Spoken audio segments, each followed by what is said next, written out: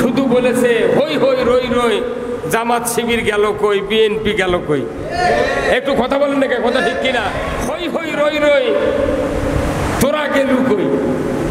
5 তারিখে এসে আবার বলা হলো হই হই রই রই, নেতারা গেল কই। কথা ঠিক কিনা? পেছন দিকে, সামনের দিকে, ডানের দিকে, বামের দিকে নজর করে করে দেখা লাগে, না জানি কে বেনাসে আমাকে গ্রেপ্তার করে। কথা ঠিক কিনা? এত বড় একটা বিরাট সমস্যা সমাধান করে দিলেন কে? আল্লাহ। কিভাবে সমাধান হলো আমরা চিন্তাও করিনি কোনোদিন যে এই কাজ বাংলাদেশে হবে।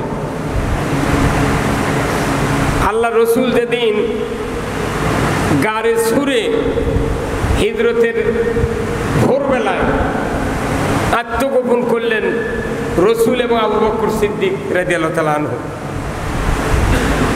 হাজার হাজার কাফের তাদেরকে খুঁজে ধরার জন্যে তাড়া করলো।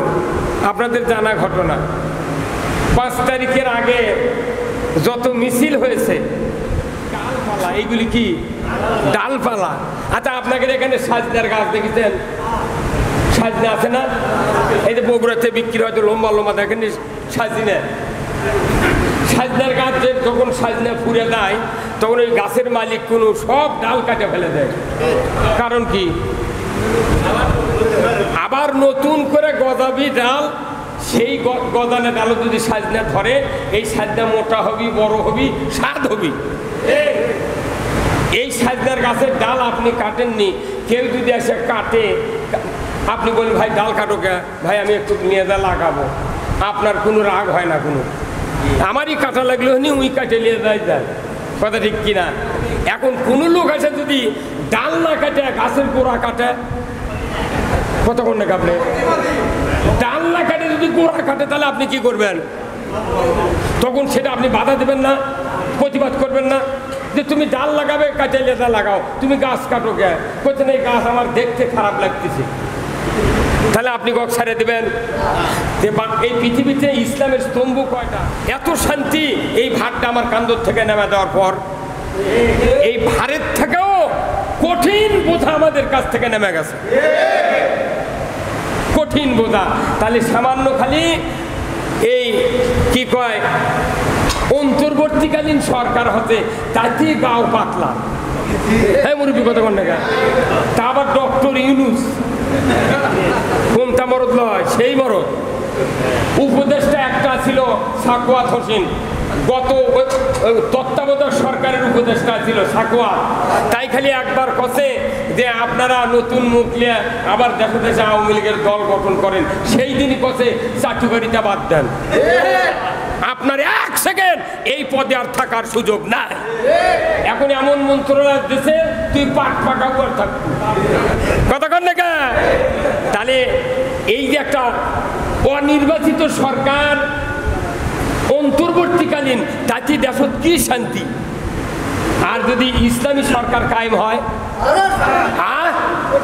আপনাকে দরজা খুলে দিয়ে থাকতে হবে, কোনো চোর থাকবে না, ডাকাত থাকবে না, ধর্ষণকারী থাকবে না, কোনো ঘুষ থাকবে না, সুদ থাকবে না, পুরা জাতি জান্নাতের পথে চলবে। আল্লাহু আকবার।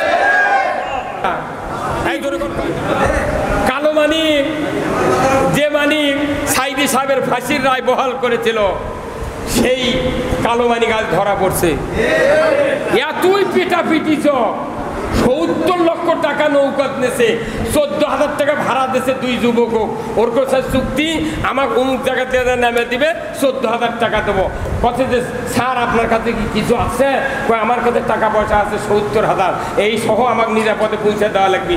ওরা নদীর মাঝখানে নিয়ে যা, আটটা ধরে পিটিছে, আটটা ধরে পিটিয়া 70,000 টাকা নিয়ে ওরা নৌকার থেকে নেমে চলে গেছে।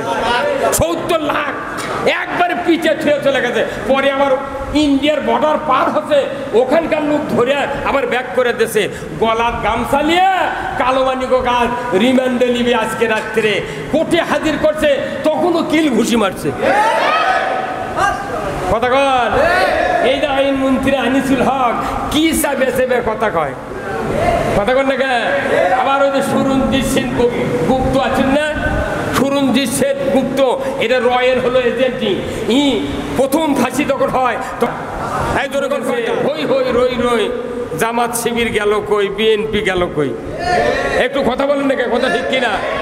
যারা কথা বলছেন না তারা কি মনে করছেন সুখী থাকবেন? আপনাদের জন্য আমাদের কষ্ট হচ্ছে, কথা ঠিক কিনা? এই জাতি যদি এখনো মুখ খুলতে না পারেন, নামাজ রোজা হজ যাকাত দিয়ে জান্নাতে যাওয়া যাবে না। হই হই রই রই, তোরা গেলু কই? 5 তারিখে এসে আবার বলা হলো হই হই রই রই, নেতারা গেল কই? কথা ঠিক কিনা? ওই সময় আবু বকর রসুল যখন গারে সুরে ছিলেন তখন কাফেরেরা বলছিল হই হই রই রই, আব্দুল্লাহর বেটা মুহাম্মদ গেল কই? এই কথা বললেন না? ঠিক। চুপ করে থাকা ভালো লক্ষণ না, সবাইকে জবান খুলে বলতে হবে, কথা ঠিক কিনা? এই মসজিদ কার ঘর? কথা হবে কার? হচ্ছে কার কথা?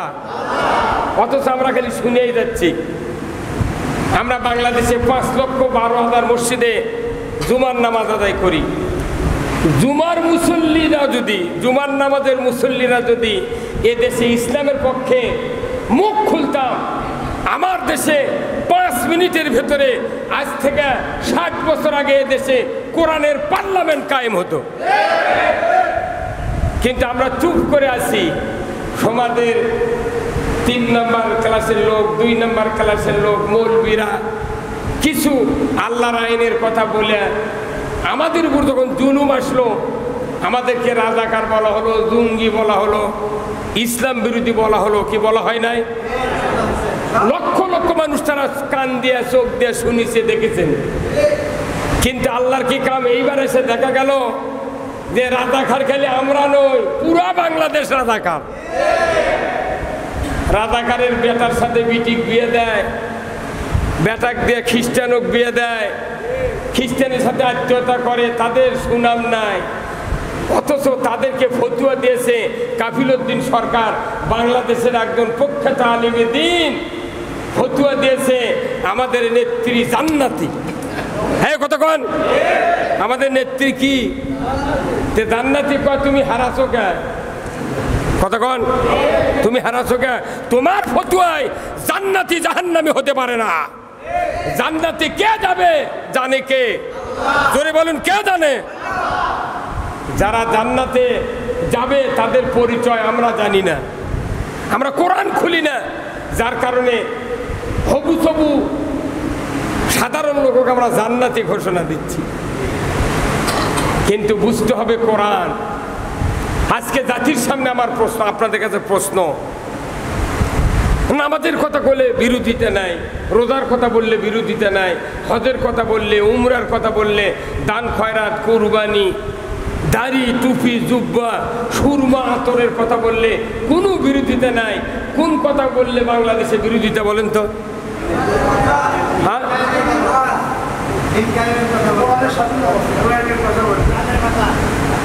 কোরআনের কথা অনেক ইমাম বলে, তারও কেউ বিরোধিতা নাই। একটাই পয়েন্ট, সেটা হলো ইসলামের কথা যারা বলবে তাদের বিরোধিতা করা হয়। বাংলাদেশের মানুষ আমরা সব জানি ধর্মের ব্যাপারে বিষয়গুলো, কিন্তু ইসলাম সম্পর্কে আমরা অনেক পিছিয়ে আছি, কথা ঠিক কিনা? ইসলাম বোঝার কারণে উমর ফারুক রসুলকে কাল্লা কাটতে গিয়া ঈমান এনেছে। সেই মানুষটা অর্ধেকটা পৃথিবীর রাজত্ব চালিয়েছেন। আজকে আমাদের কাছে নামাজ, একামতের, সালাত এর বক্তৃতা করলে সবাই খুশি, মোতাল্লি খুশি, মুসল্লি খুশি, সাধারণ মানুষ খুশি, সব রাজনৈতিক দলের লোক খুশি, হুজুর নামাজের কথা বলে। তাহলে ওটা হলো আকিমুস সালাত, কোনো বিরোধিতা নাই, কথা ঠিক কিনা? এই যে আপনাদের বিশাল মসজিদ, এখানে মুয়াজ্জিন নাই, মুকাররার মুয়াজ্জিন নাই। এই মুয়াজ্জিন যখন আজান দেয়, কোনো লোক কি আসে হই হই করে, ভাই তুমি আজান মাইক দিয়ে দাও কে? কোনোদিন বলেছেন? ওনার কি আপনারা বেতন দেন না? ওনার কি ভাত দেন না? সব দেন। ওনার দায়িত্ব নামাজ কায়েমের জন্য আজান দেওয়া। তাহলে নামাজ কায়েমের ব্যাপারে কারো বিরোধিতা নাই। রোজা কায়েমের ব্যাপারে বিরোধিতা নাই, ইফতারের সময় সবাই একসাথে ইফতার করতেছেন, কোনো বিরোধিতা নাই। কিন্তু একটা কাজের বিরোধিতা, ওটা যদি নামাজ কায়েমের জন্য আপনার আযান দেওয়ার লোক বেতন দেন, খাবার দেন, বাসা দেন, ওটা আকিমুস সালাত। আর আল্লাহ তাআলা ওই এক কোরআনে বলেছেন আকিমুদ্দিন, তোমরা দিন কায়েম করো। নামাজ কায়েমের ব্যাপারে বেতন দেন, আযান দিলে খাবার দেন, বাসা দেন, কোয়ার্টার দেন, সব দেন, অথচ দিন কায়েমের কথা বললে ধর রাজাকার। হ্যাঁ কথা কর। তাহলে জাতি কত কত জাহিলাতের ভেতর আমরা আছি, কথা ঠিক কিনা? এখানে মসজিদের কমিটি আছেন, প্রশাসনিক কোনো লোক যদি এখানে এসে থাকে, আমাকে ভাইদেরকে ধরে নিয়ে যায়। কেউ কি কোনোদিন আমরা প্রতিবাদ দিছি বগুড়া শহরে গিয়া যে আকিমুস সালাত, আকিমুদ্দিন, নামাজের ব্যাপারে তোমরা বিরোধিতা করো না কেন? ইসলামের ব্যাপারে বিরোধিতা করো। দিন জীবন ব্যবস্থা তার পক্ষে কথা বললে কেন বিরোধিতা করো? আজকে জাতি এই মসজিদ থেকে যদি ইসলামের পুরা জ্ঞান পাত, আমার দেশে ইসলামের বিরুদ্ধে, আলিমের বিরুদ্ধে, কোরআনের বিরুদ্ধে কথা বললে তার টুটির রক থাকতো না। কিন্তু আমরা মসজিদে নামাজ ঠিকই পড়ি, রোজা ঠিকই করি, হজ ঠিকই করি, উমরা ঠিকই করি, কিন্তু ভেতরে যা তেলাওয়াত করি একটা মানুষ এইগুলি বুঝতে পাই চাই না, বোঝারও চেষ্টা করি না। ইমামগুলিও আমাদেরকে বোঝানোর জন্য তাদের সময় ব্যয় করার সময় না। জুমার দিন আসলো, ইমামেরা মাথায় রুমাল দিয়ে এমনভাবে ঢুকলেন মেহরাবে, মনে হচ্ছে জিব্রাইলের খালাতো ভাই ঢুকলো। উনি কারোর সাথে কথা বলতেছেন না, দুই কানত দুই আতরের তুলা, পকেটত মেসাক, হাতত মোবাইল, মনে হচ্ছে কি সুন্দর সুন্দর মানুষ একটা ঢুকলেন। কিন্তু না, এই মসজিদে যখন খুতবা তেলাওয়াত করা হয়,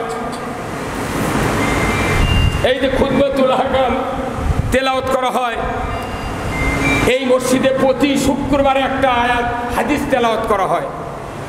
হাদিসটা এমন কোনো জুমা নাই যে তেলাওয়াত করা হয় না। আমি 100 জন ইমামকে ইন্টারভিউ নিছি যে আপনি যে হাদিসটা তেলাওয়াত করেন, এই হাদিসের অর্থ কি আপনি পড়েছেন চোখ দেয়া দেখে? বলে না, আমি অর্থ পড়িনি। তে আপনি তেলাওয়াত করেন, অর্থ পড়লেন না? বলে পড়া লাগে, তাই পড়া লাগে। তামাক বলছে হুজুর তাহলে বলেন। আমি বললাম যে খুতবাতে আছে ওয়াসুলতানু জিল্লুল্লাহ, ন্যায়পরায়ণ শাসক আল্লাহর ছায়া সদৃশ্য। সুবহানাল্লাহ। ন্যায়পরায়ণ শাসক কি? আল্লাহর ছায়া। এই ন্যায়পরায়ণ শাসক যারা কায়েমের বিরোধিতা করে, এই ন্যায়পরায়ণ শাসক কোরআনের আইন ছাড়া কায়েম হওয়া সম্ভব নয়। ন্যায়পরায়ণ শাসক কায়েমের যারা বিরোধিতা করে, তারা যেন স্বয়ং আল্লাহর বিরোধিতা করলো। কার বিরোধিতা করলো? তা আপনি আল্লাহর বিরোধিতা করলেন, নামাজ পড়ে বার হয়ে যায়, অনিসলামী সরকার কায়েমের চেষ্টা করলেন, ইসলাম ধ্বংস করে এমন লোকের পেছনে আপনার এলেম, আপনার যোগ্যতা, আপনার স্লোগান, আপনার মিটিং, আপনার ভোট, আপনার ইজ্জত আবরু সব বিলীন করে দিলেন। বলুন তো, নামাজ মসজিদে আদায় করলেন, বাহিরে যে আল্লাহর বিরোধিতা করলেন, আমার নামাজ, আমার হজ, আমার তাসবিহ, আপনার রোজা, আপনার কুরবানি কবুল করার আল্লাহ ছাড়া কি কেউ আছে? জোরে কোন আছে? তাহলে বলেন তো আমরা কতখানি ক্ষতিগ্রস্ত হচ্ছে মসজিদ থেকে বেরিয়ে হয়ে যায়। ইমাম সাহেবের দায়িত্ব যে যারা ন্যায়পরায়ণ শাসক কায়েমের বিরোধিতা করবেন, তাদের কোনো আল্লাহর সাথে বিরোধিতা করা হলো। অতএব নামাজ 2 ওয়াক্ত কম পড়েন, 2 রাকাত নফল কম পড়েন, তা আল্লাহর বিরোধিতার জান্নাত। আমরা বাংলাদেশ জামাত ইসলামে এই কথা বলি, কেন বলি? যে ইসলাম ছাড়া এই পৃথিবীতে শান্তি আসতে পারে। আর ইসলাম কায়েম করবে কে? সরকার। আল্লাহ কায়েম করবি? আল্লাহ কায়েম করলে বহুদিন আগে কায়েম করে দিলেন। কে কায়েম করবে? সরকার। আর এই সরকার কায়েমের জন্য আপনি মিছিল করলেন না, মিটিং করলেন না, ভোট দিলেন না, টাকা দিলেন না, কিচ্ছু দিলেন না, খালি টুপি মাথার দিয়ে পোস্টপাতে মসজিদে আসলেন, ঈদগাঁও আসলেন আর চলে গেলেন। বাড়িতে এসির মধ্যে বসে থেকে ইলিশের মাছের চাকা খালেন, খাসির গোস্ত, গরুর গোস্ত, গোদার পাড়ার মোট মাস শেষ। এমনও মানুষ আছে 15 দিনের মাছ ফ্রিজের মধ্যে পচে যাচ্ছে, অথচ গরিব মানুষ সে না খেয়ে মিছিল করতেছে। ওনাকে যখন ধরে নিয়ে গেল তখন আমি বলতেছি, তোরা তো হাউস কে মিছিল করা কথা কন। আমার বাড়ির থেকে বগুড়া 35 কিলো। আমি 13 সালে এই চান্দায় ফাপড় চান্দায় যখন ওদের রাজ্জাক চেয়ারম্যান ছিল, আব্দুর রাজ্জাক চেয়ারম্যান, আমি বক্তৃতা করে শুয়ে আছি মোজাম্মেল মেম্বারের বাসার ভেতরে। আমার 18 জন পুলিশ ধরে নিয়ে আসলো। এই আপনাকে লুৎফর হাফেজক ধরতে দেয়, আমার ধরে চলে যাচ্ছে। বলতেছে হুজুর আপনার বাড়ি নন্দীগ্রাম, তো এখানে কে না, তো আমি মাহফিলের বক্তা। আচ্ছা ঠিক আছে, একা বাইরে না। আবার ঘুরে এসে জুলহাজ নামে পুলিশ ছিল বগুড়া ডিবি, জুলহাজ বলতেছে হুজুর আপনার থানা ওসি সাহেব ডাকিচ্ছে, চলেন। আমি বললাম আমার গাড়ি আছে, ব্যাগ আছে, মোবাইল আছে, আমি তো আছি 60 কিলো দূরে থেকে 50 কিলো দূরে থেকে হুন্ডাইলে সভা করবেন, আমার কি জন্য ডাকে? আপনি ডকুমেন্ট দেখেন, আমার কি জন্য ডাকে? বলতে না, কোনো ডকুমেন্ট নাই, আপনি থানার চলেন। সেই কোন শীতের মধ্যে চান্দাই থেকে হাঁটতে হাঁটতে আমাকে রেলগেটে নিয়ে যাচ্ছে, নিয়ে এসে আমাকে গাড়ি তুলে দেয়, ওই ব্যাটা নিয়ে গেল থানার। এই থানার সদর থানার একবারে হাজতের মধ্যে থুলো, ফজরের নামাজের ওযু করছি আমি, পায়খানার প্যানের উপর দাঁড়িয়ে। আমার কি অপরাধ ছিল? এদেশের আলেম ওলামার কোনো অপরাধ নাই, শুধু ইসলাম যাতে আগাতে না পারে এই জন্য তারা ক্ষমতা দিয়া, শক্তি দিয়া, হাত দিয়া, অর্থ দিয়া, মামলা দিয়া, জুলুম দিয়া তারা ইসলামকে ঠেকানোর চেষ্টা করেছিল। যাদের হাত দিয়ে ইসলামকে বাধা দেওয়া হয়েছিল, তাদের বাধা দেওয়ার কারণে মামলা দিল, গুম করলো, কত মানুষকে মারলো, কথা ঠিক কিনা? আয়না ঘরে আপনারা ফেসবুকে দেখেছেন, আয়না ঘরে দেখেননি? হাজার হাজার মানুষের মাথা কঙ্কাল বডি পড়ে আছে, বডির পার্টসগুলো পড়ে আছে, গোস্ত নাই, চামড়া নাই, মেডিসিন দিয়ে হাজার হাজার মানুষও নিমিষের ভিতর গলায়া দিয়েছে। এতগুলো ক্ষতি করার পর মনে করছিল আমি 41 সাল পর্যন্ত থাকবো, কিন্তু ভাগ্যে হলো 16 বছরের রাজা 15 দিনে ধুলিসাৎ। হ্যাঁ, আমার সদর থানা, আমার নন্দীগ্রাম থানায় ওসির কাছে গিয়েছিলাম 6 তারিখে। আমি বললাম তার সামনে বসে যে এই জাতির কোনো দোষ নাই, আওয়ামী লীগের দোষ নাই, কারো কোনো রাজনৈতিক দলের দোষ নাই, দোষ আপনাদের পুলিশ বাহিনীর। বলছে হুজুর কেন কেন আপনি কেন 18 সালের নির্বাচনে দিনের ভোট রাতে দিলেন? কোন বলেন, কেন রাতে দিলেন আপনি? এই দিন যদি আপনারা এই কুকাম না করতেন, জাতি সঠিক ভোট দিয়া সঠিক নেতৃত্ব কায়েম করতে পারত। এই বাংলাদেশে যত ক্ষতি হয়েছে এর মূলে এই বাংলাদেশের প্রশাসনিক কর্মকর্তা, জোরে বলুন ঠিক কিনা? থানার ওসি চুপ করে গেল, একবারে চুপসে গেল। এই কথাগুলি আমরা বলি কাদের জন্য? আপনাদের উপকারের জন্য, আপনাদের শান্তিতে থাকার জন্য। আজকে সমাজে 54 বছর হচ্ছে বাংলাদেশে স্বাধীন হয়, মসজিদে জুতা চুরি হচ্ছে। এই ভাই কথা কন না গা, জুতা চুরি বন্ধ করে পারো না, তাই কিসের সরকার? হুন্ডা বন্ধ, চুরি বন্ধ করে কিসের সরকার? তুমি মিছাই দুর্নীতি করার কারণে আমাদের মুখকে বন্ধ করে রাখা হয়েছিল। আল্লাহ তাআলা সুযোগ দিয়েছে। এই মুখ আমার আপনাদের কাছে আহ্বান, এই মুখ যেন কিয়ামতের আগ পর্যন্ত ইমানদারের মুখে আর শিকল লাগাতে না পারে, এমন দুঃসাহস যেন বাংলার জমিনে কেউ করতে না পারে।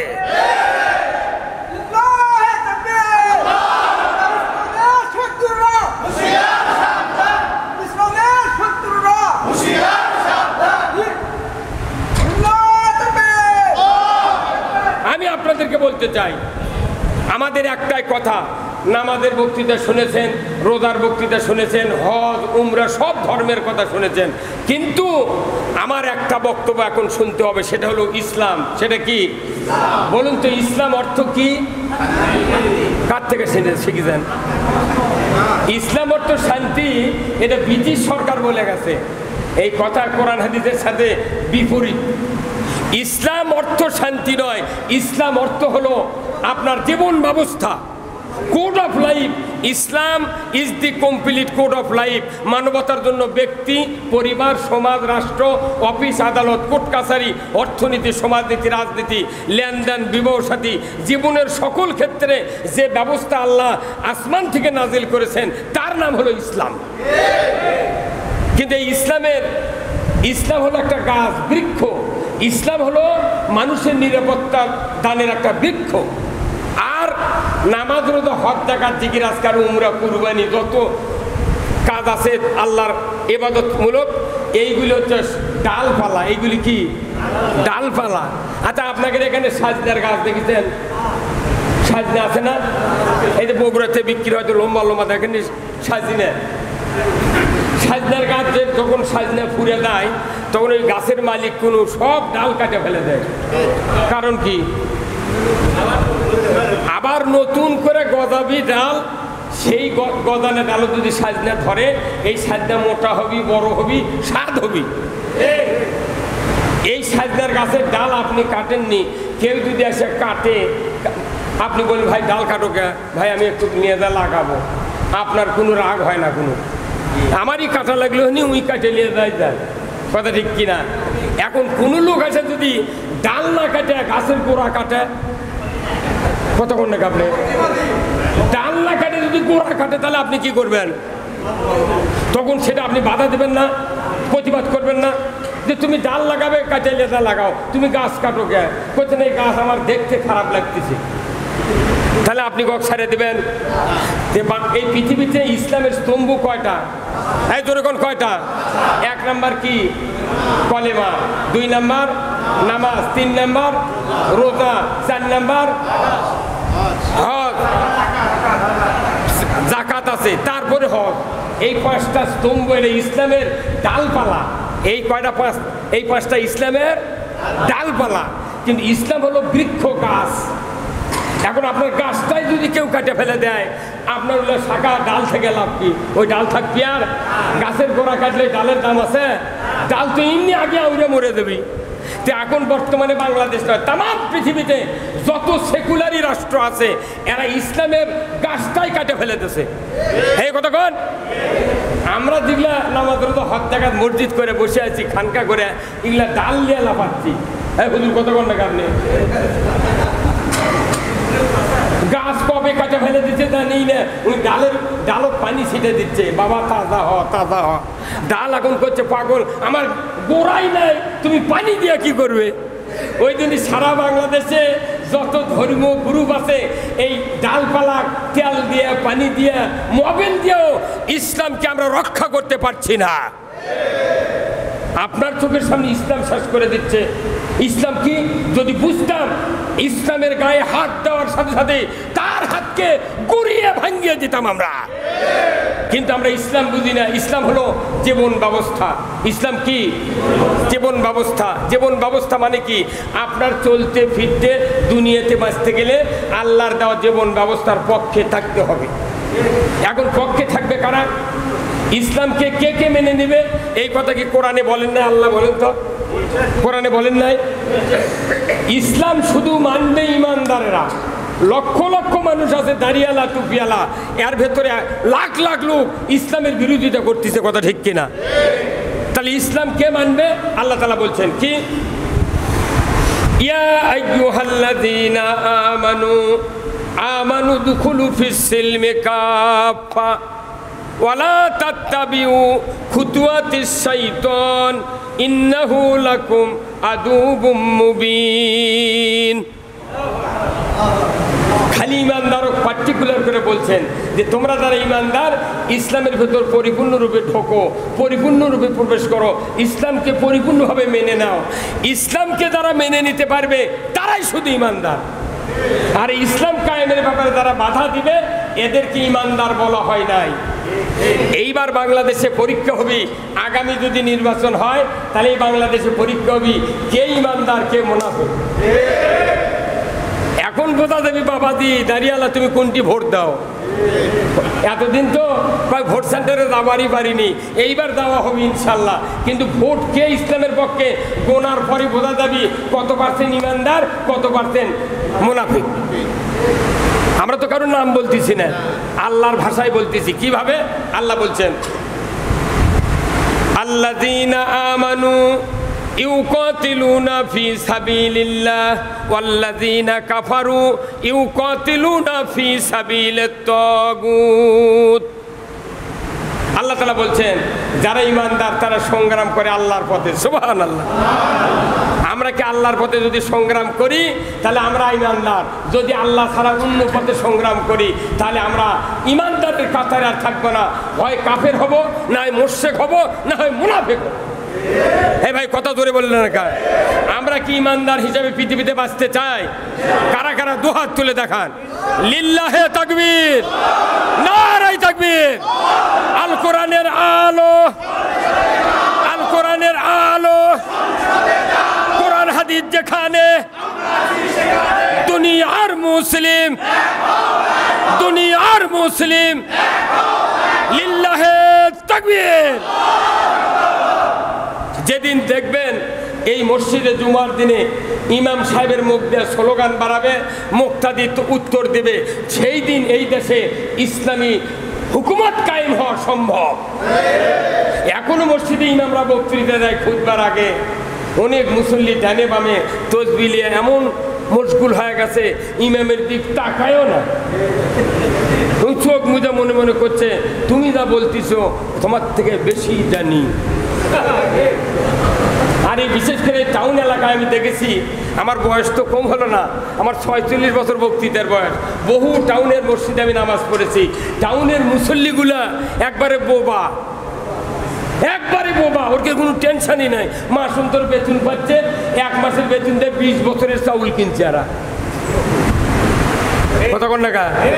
এর ক্ষেত্রে গ্রাচুইটি পেনশন দিয়ে টাকা গুনতে গুনতে টিভি, ফ্রিজ, এর বাড়ি আলমারি, সুকেস, সোনা গহনা, বাড়ির আসবাবপত্র দিয়ে তারা মশগুল হয়ে বসে আছে। মনে করছে এটাই বোধহয় জান্নাত, পরবর্তীতে আমাদেরকে ধরা ছোঁয়ার বাহিরে আমরা থাকবো, আল্লাহ আমাদের দেখতেই পাবে না। কিন্তু না, একজন গরিব যদি আল্লাহর পক্ষে থাকে, একজন ধনী কোটিপতির হাজার হাজার বছর আগে ওই লোকটা আল্লাহর জান্নাতে যাবে। আল্লাহ রাব্বুল আলামিন কোরআনুল কারিমে বলছেন, সূরা তাওবার 24 নম্বর আয়াত, কুল ইন কানা আবাউকুম ওয়া আবনাউকুম ওয়া ইখওয়ানুকুম ওয়া আজওয়াজুকুম ওয়া আশিরাতুকুম ওয়া আমওয়ালুন ইকতারাবতুমুহা ওয়া তিজারাতুন তাকশাউনা কাসাদাহা ওয়া মাসাকিনু তারদাউনাহা আহাব্বা ইলাইকুম মিনাল্লাহ ওয়া রাসূলিহি ওয়া জিহাদিন ফি সাবিলিহি ফাতারাব্বাসু হাত্তা ইয়াতি আল্লাহু বিআমরিহি ওয়াল্লাহু লা ইয়াহদিল কওমাল ফাসিকিন। 24 নম্বর আয়াত আল্লাহ তাআলা বলছেন, নবী আপনি বলে দিন আপনার উম্মতের ভেতরে তাদের পিতাদের মহব্বত, সন্তানের মহব্বত, স্ত্রীর মহব্বত, আত্মীয় স্বজনের মহব্বত, বাড়িঘরের মহব্বত, উপার্জিত মালের মহব্বত, ব্যবসার মহব্বত, এই 8টা জিনিসের মহব্বত যদি মিনাল্লাহ আল্লাহ হইতে, ও রসুলিহি রসুল হইতে, ও জিহাদিন ফি সাবিলিহি আল্লাহর দিন বিজয়ের সংগ্রাম করার চেয়ে যদি ওই 8টা নিয়ে তারা ব্যস্ত থাকে, আল্লাহ বলেছেন মৃত্যু আসা পর্যন্ত তোমরা অপেক্ষা করো। আল্লাহু লা ইয়াহদিল কওমাল ফাসিকিন।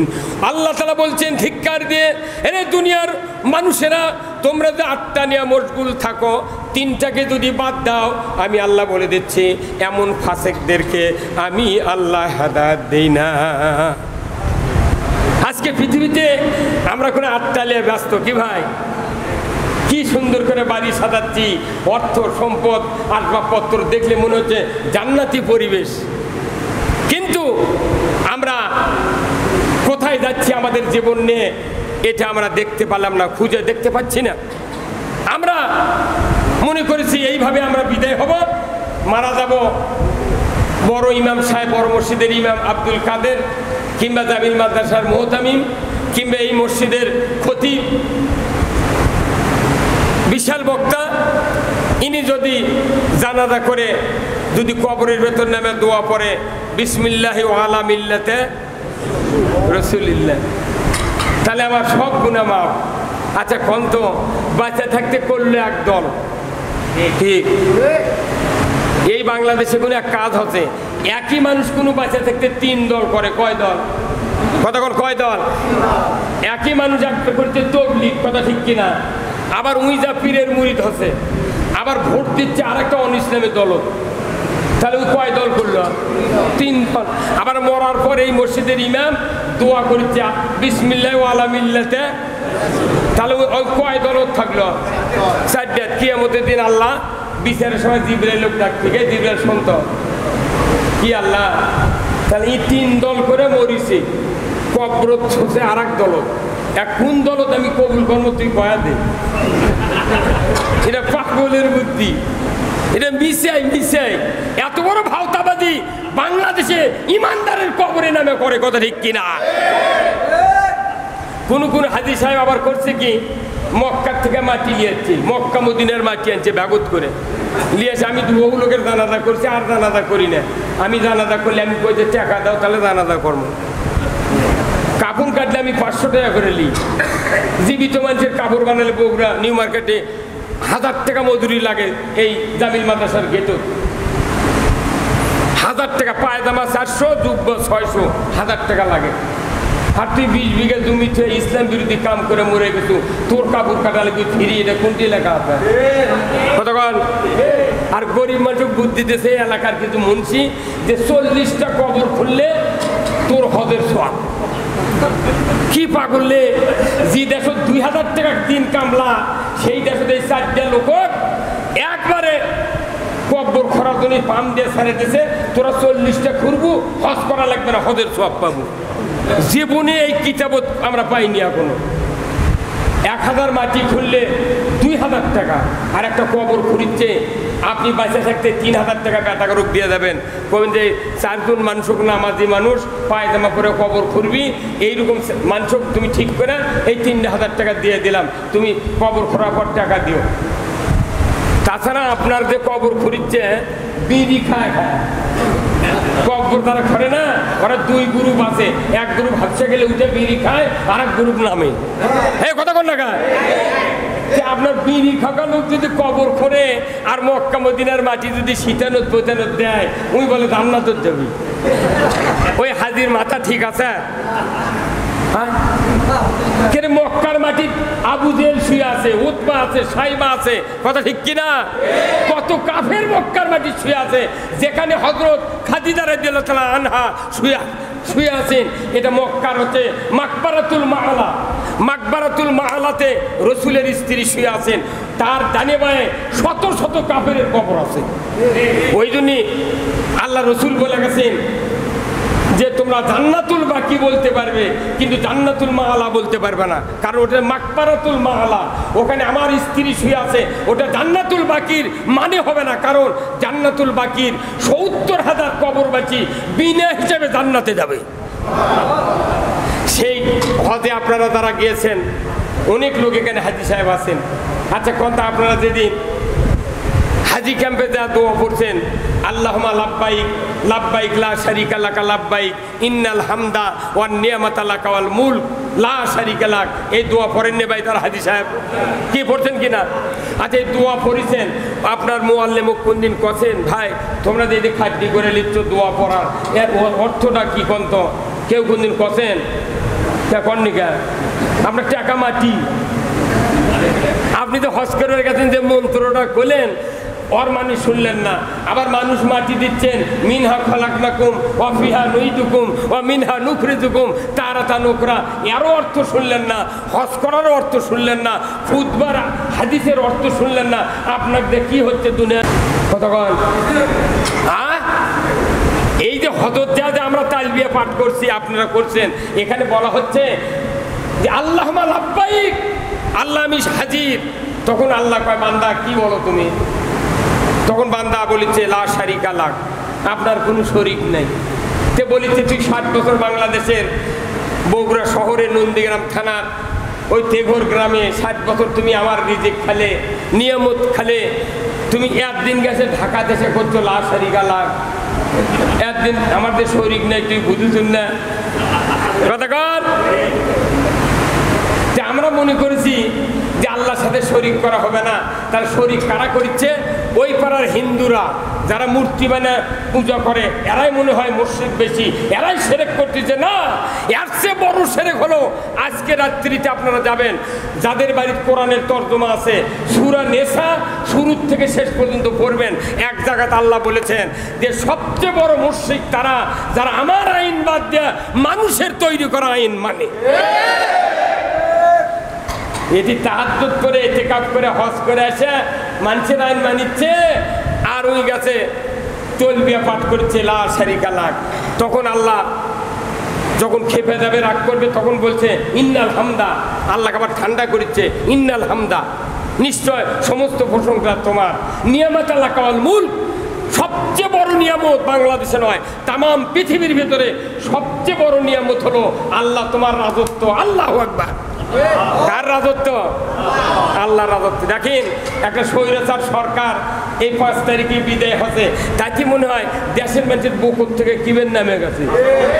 কথা কনে গে 4 মুনা ধানের ভার একটা মানুষ কান্দত লিয়া যদি শাকপালা থেকে রেলগেটে আসে, ভার থোয়ার পরই যদি আলমদিনা হোটেলে দিয়ে দেয় কেউ সিঙ্গারার মিষ্টি খাবার দেয়, উনি বলবি যে বাঁচলাম। আল্লাহ এত শান্তি এই ভারটা আমার কান্দর থেকে নেমে দেওয়ার পর, এই ভারের থেকেও কঠিন বোঝা আমাদের কাছ থেকে নেমে গেছে, কঠিন বোঝা। তাহলে সামান্য খালি এই কি কয় অন্তর্বর্তীকালীন সরকার হতে তাতে গাও পাতলা। হ্যাঁ মুরব্বী কথা কোন টাকা, তা আবার ডক্টর ইউনুস কোনটা মরদ নয়, সেই মরদ। উপদেষ্টা একটা ছিল সাকওয়াত হোসেন, গত তত্ত্বাবধায়ক সরকারের উপদেষ্টা ছিল সাকওয়াত। তাই খালি একবার কষে যে আপনারা নতুন মুখ নিয়ে আবার দেশে দেশে আওয়ামী লীগের দল গঠন করেন, সেই দিনই কষে চাটুকারিতা বাদ দেন। আপনার 1 সেকেন্ড এই পদে আর থাকার সুযোগ নাই। এখন এমন মন্ত্রণালয় দেশে তুই পাট পাকা করে থাকবি, কথা কন না। তাহলে এই যে একটা অনির্বাচিত সরকার অন্তর্বর্তীকালীন, তাতে দেশত কি শান্তি। আর যদি ইসলামী সরকার কায়েম হয়, আপনাকে দরজা খুলে দিয়ে থাকতে হবে। কোনো চোর থাকবে না, ডাকাত থাকবে না, ধর্ষণকারী থাকবে না, কোনো ঘুষ থাকবে না, সুদ থাকবে না, পুরা জাতি জান্নাতের পথে চলবে। আল্লাহু আকবার। এই কথা বলতে বলতে 60 বছর সাইদি সাহেব জীবন শেষ করে দিয়েছে, কথা ঠিক কিনা? 13 বছর হলে জেলখানার তাকে পচালো। ওরকের উদ্দেশ্য কি সাইদিক মারা? ওরকের উদ্দেশ্য হলো ইসলামক থামান। এই যে আপনাকে বাসা বাড়ি আছে, বাসার ধার দিয়ে আপনি ইউক্যালিপটাসের গাছ লাগাচ্ছেন, কোনোদিন কি পরিকল্পনা ছিল যে আমার বাসার সাইড দিয়ে এই আকাশমণি ডালের গাছের উপর দিয়ে কারেন্টের 440 লাইন যাবি? কোনোদিন চিন্তা করছিলেন? কিন্তু যাদের যাদের গাছ ওই 440 লাইনের নিচে লাগানো ছিল, বছরে কয়বার করে মাথা কাটে? হ্যাঁ, 2 বার করে কাটে মাথা। কারণ কি, ওই ডাল যদি ওই তারত বাজে ফেস পড়ে যাবি, আমাদের লাইনের সমস্যা হবে।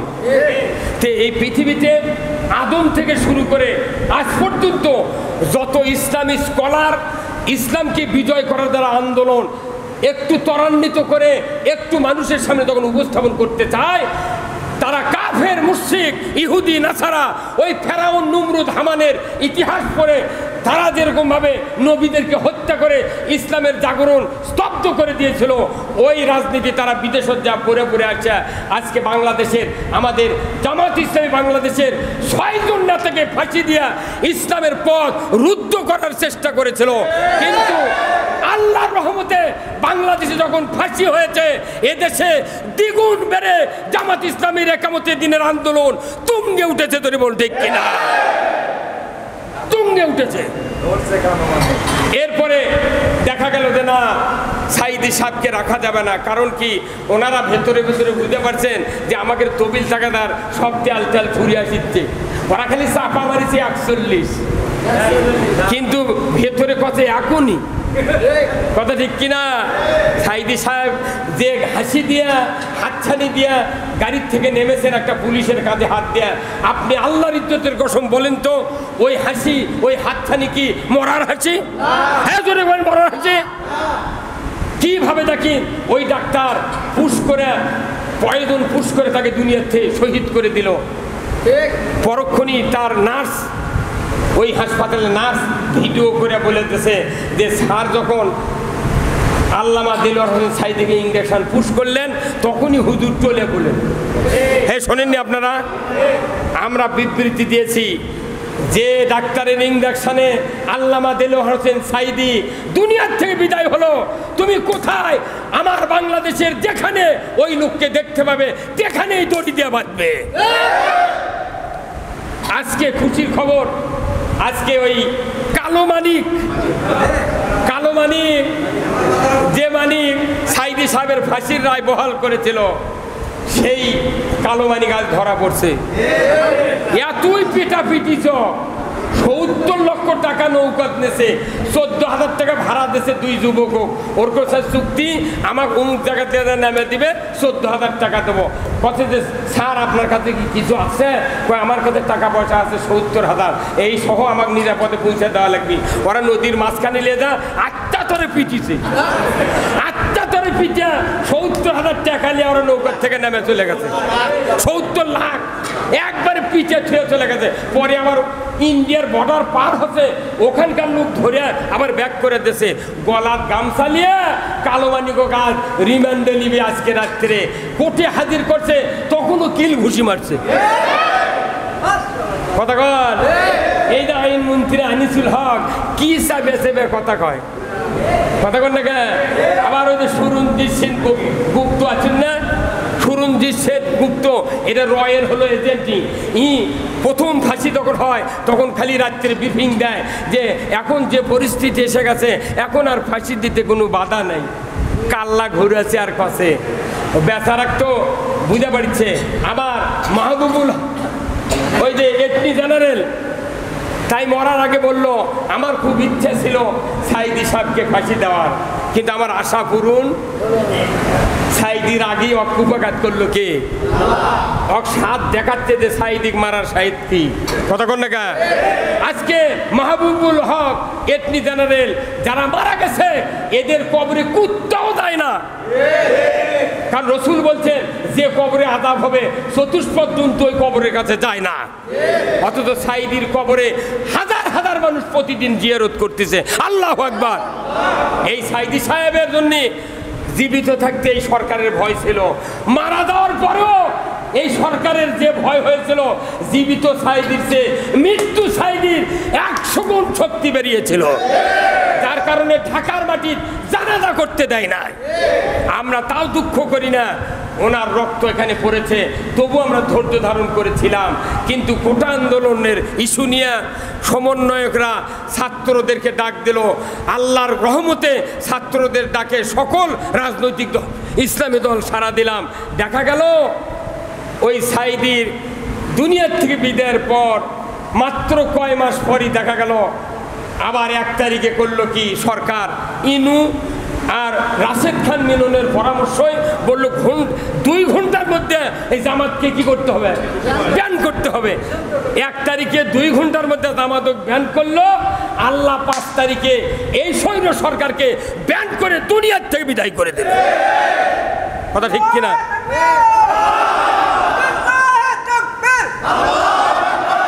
ইসলামের শত্রুরা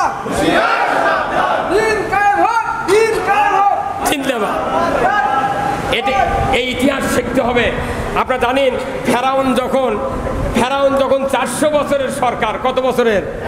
৪০০ বছরের সরকার ফেরাউন, আর মুসা সামান্য নদী দিয়ে ভাসে আসা পালিত বেটা, কথা ঠিক কিনা?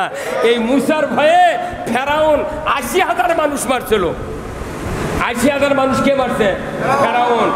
আর এই বাংলাদেশের স্বৈর শাসক খালি ইসলামের ভয়ে একদিনে ৫ তারিখে হেফাজতের শাপলা চত্বরে হাজার হাজার মানুষকে হত্যা করেছে। তারপরে তার রক্ত পিপাসা মেটেনি, হাজার হাজার বিএনপি জামাতের লক্ষ লক্ষ মানুষকে গুম করেছে, ক্রসফায়ার করেছে, কথা ঠিক কিনা? এরপরে তাও হাউস মিটেনি, আয়না ঘর তুলে তুলে মানুষকে অ্যাসিড দিয়ে হত্যা করা হয়েছে। তাহলে দেখা যায় যে ফেরাউন মারছে ৮০,০০০, আর এদেশের স্বৈর সরকার শেখ হাসিনা মারিছে কমপক্ষে ১,৬০,০০০। তাহলে বোঝা যায় ফেরাউনকে আমরা চোখে দেখি নাই, ফেরাউনের ইতিহাস শুনেছিলাম আমরা। নব্য ফেরাউন, দ্বিতীয় ফেরাউন, বাংলাদেশের ৯০% মুসলমানের দেশে এই ফেরাউনের চরিত্র উন্মোচন হওয়ার কারণে মুসলমান সহ্য করে নাই। আমরা ওই ফেরাউনকে আল্লাহর রহমত দিয়ে তাড়াতে সক্ষম হয়েছি, কথা ঠিক কিনা? এই চক্র আবার ক্ষমতায় আসুক আপনারা কি চান? কারা কারা না চান তারা দুহাত তুলে দেখান। লিল্লাহে তাকবীর, নারায়ে তাকবীর। কয় হাত তুললেন? দুই হাত। এই দুই হাতের দাম কত জানেন? জাহারাল ফাসাদু ফিল বাররি ওয়াল বাহার বিমা কাসাবাত আইদিন নাস। জলে স্থলে দেশে অন্তরিক্ষে যত দুর্ঘটনা, সাইক্লোন, বন্যা, এইগুলি যা ঘটে দুই হাতে করা কাজের ফল। আজকে বাংলাদেশের বন্যা নয়, এটা ভারতের সরকারের অবশ্যই একটা জুলুম। উপর বর্ষণ নাই, কিন্তু এই দেশে গেট ছেড়ে দিয়ে ফারাক্কা সহ সিলেটের গোমতী নদীর এই বাঁধ কেটে দিয়া বাংলাদেশ 10টা জেলা নিমজ্জিত করেছে, কথা ঠিক কিনা? আমরা তাদের জন্য অনেক টাকা পাঠিয়ে দিয়েছি, আমরা আরও দেব। আমাদের আমির জামাত বলেছেন যে আমি 1000 পরিবার, শহীদ পরিবারকে আমরা জামাতের পক্ষ থেকে প্রতি পরিবারের জন্য 1 লাখ, তাহলে 1000 পরিবারও 10 কোটি টাকা দেওয়া লাগছে। এক লোক জিজ্ঞাসা করতে সাংবাদিক, এই সাংবাদিক জিজ্ঞাসা করতে, স্যার এত টাকা কোথায় পান আপনারা? তো উনি বলেছেন আমাদের তো ব্যাংক ট্যাঙ্ক নাই, আমাদের যারা ইসলামে দেশে কায়েম করতে চায়, আমাদের কর্মী বাহিনী, দায়িত্বশীল নেতা, সুধী, সাধারণ জনগণ যারা আছে তাদের পকেটই আমাদের ব্যাংক। আচ্ছা 1 কোটি লোক যদি আমাদের থাকে তাহলে 10 টাকা করে দিলে কত কোটি? 10 কোটি। আমি যদি 20 টাকা দিই তাহলে 20 কোটি। আমাদের এই দেশে ইসলাম বিজয়ের জন্যে লক্ষ লক্ষ টাকা দেওয়ার মালিক এখন আছে, কিন্তু আপনাদের সহযোগিতা দরকার। আপনাদের কোনো কাজ নাই, খালি মুখের দোয়া করবেন আর ইসলামের কথা মানুষকে বলবেন। আর নির্বাচনে 2 হাতে আপনাকে দরকার, 1 হাতে ব্যালট, 1 হাতে সিল, 3 দিকে সালা, 1 দিকে দুয়ার। নিরপেক্ষ ময়দান যখন তৈরি হবে আপনি 1 জায়গায় সিল মারবেন। এদেশে অবশ্যই বদরের যুদ্ধের মতো সিলের মাধ্যমে বাংলাদেশে ইসলাম বিজয় হবে। আমরা এই যুবক ভাই যারা আছেন 18 বছর তাদের বয়স হয়ে গেছে, আজ 16 বছর আগে তারা আজ পর্যন্ত ভোট দিতে পারেনি। 18-র সাথে 16 যোগ করলে কত হয়?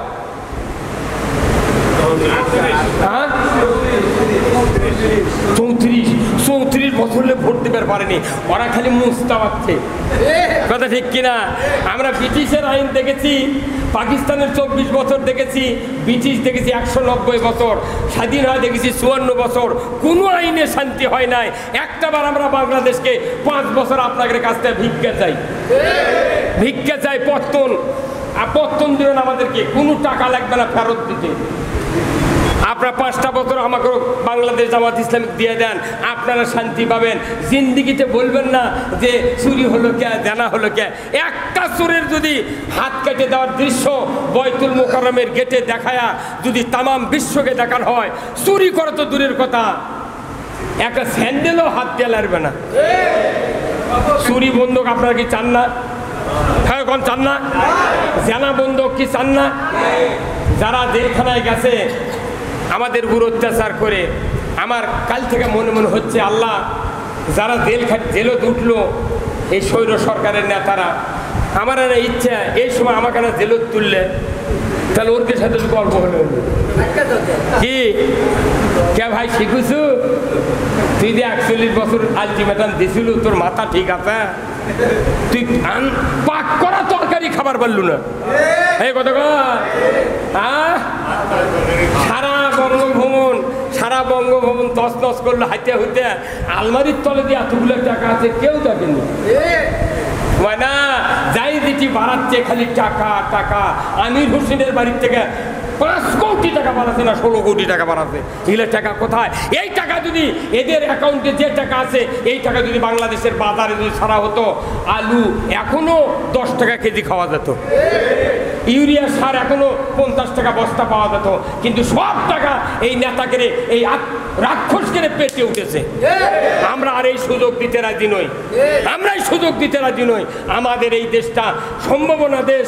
বিগত 80 বছর ধরে এই বাংলাদেশে কোরআনের আইনের কথা বাংলাদেশ জামাত ইসলামী বলছে, কিন্তু অনেক লোক আমাদের কাছে ফেরে নাই। কিন্তু এইবার দেখা যাচ্ছে প্রায় ম্যাক্সিমাম গ্রামে আমি ঘুরতেছি, তারা বলতেছে আর কিচ্ছু নয়, সব দেখা শেষ, এখন একটাবার বাংলাদেশ জামাত ইসলামীকে দেখতে চায়।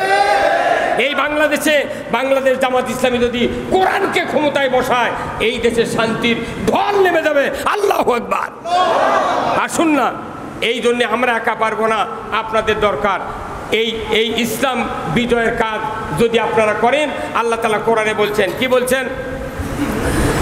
ইন্নাল্লাহা ইউহিব্বুল্লাযীনা ইউকাতিলুনা ফি সাবিলিহি সাফফান কাআন্নাহুম বুনিয়ানুম মারসুস। আল্লাহ বলছেন, নিশ্চয় যারা শীষে ঢালা প্রাচীরের ন্যায় ঐক্যবদ্ধ হয়ে আমার রাস্তায় দিন কায়েমের সংগ্রাম করে, ওই ব্যক্তির মর্যাদা আমার কাছে সবচেয়ে বেশি। জোরে কোন আল্লাহু আকবার। আপনারা যারা আছেন, যার যার যোগ্যতা আছে, একটু কোরআনের পক্ষে কথা বলবেন, একটু চেষ্টা করবেন, আল্লাহ কিয়ামতের দিন আপনাদেরকে অসংখ্য মর্যাদা দিবেন। জোরে কোন আল্লাহুম্মা আমিন। ভাইজানেরা, আমি আপনাদেরকে বলবো, এই এতক্ষণ ধরে যে কথাগুলি বললাম, এই বলার ভেতরে জিস্ট কথা হলো যে আমাদের সবাইকে ইসলাম কায়েমের ব্যাপারে চেষ্টা করতে হবে। কি কায়েমের ব্যাপারে? ইসলাম মানে কি? জীবন ব্যবস্থা। এদেশে যত আইন আছে সব দেখা শেষ। আগামীর দেশ বাংলাদেশ। জোরে করে আলহামদুলিল্লাহ। আমার ভাইয়েরা, আসুন, আল্লাহ তাআলা আমাদের সকলকে ইসলাম বিজয় করার জন্য যে যোগ্যতার দরকার, যে এলেমের দরকার, যে আমানতদারের দরকার, এই যোগ্যতাগুলি যেন আল্লাহ তাআলা আমাদেরকে দিয়ে দেন। আমি সকল নেতৃবৃন্দ সহ সকল মুসল্লিনে কেরাম, মুরব্বিনে কেরামদের কাছে দোয়া চাই, আমিও দোয়া করি। এইভাবে বাংলাদেশে যদি মসজিদগুলিতে আওয়াজ তোলা যায়, মহল্লায় মহল্লায় আওয়াজ তোলা যায়, ইনশাআল্লাহ বাংলাদেশে সূর্য পূর্ব দিকে ওঠা যেরকম সত্য, এই দেশে অবশ্যই একদিন না একদিন ইসলাম বিজয় হয়ে যাবে। জোরে করে আল্লাহুম্মা আমিন। আমরা এই ইসলাম কায়েমের মাধ্যমে আল্লামা সাঈদী সাহেবের স্বপ্নকে কায়েম করব। আমাদের চেষ্টা সাধনা আল্লাহ তাআলা কবুল করুক, এবং শাহাদত বরণ করেছেন যারা কোটা আন্দোলনে, সংস্কার আন্দোলনে, আল্লাহ তাদের শাহাদত কবুল করুন এবং তাদের কবরকে জান্নাতুল ফেরদাউসে টুকরা হিসেবে কবুল করুন, বলুন আমিন। সকলের সুস্বাস্থ্য কামনা করে আমি আপনাদের কাছ থেকে কথা শেষ করছি। আসসালামু আলাইকুম ওয়া রাহমাতুল্লাহ।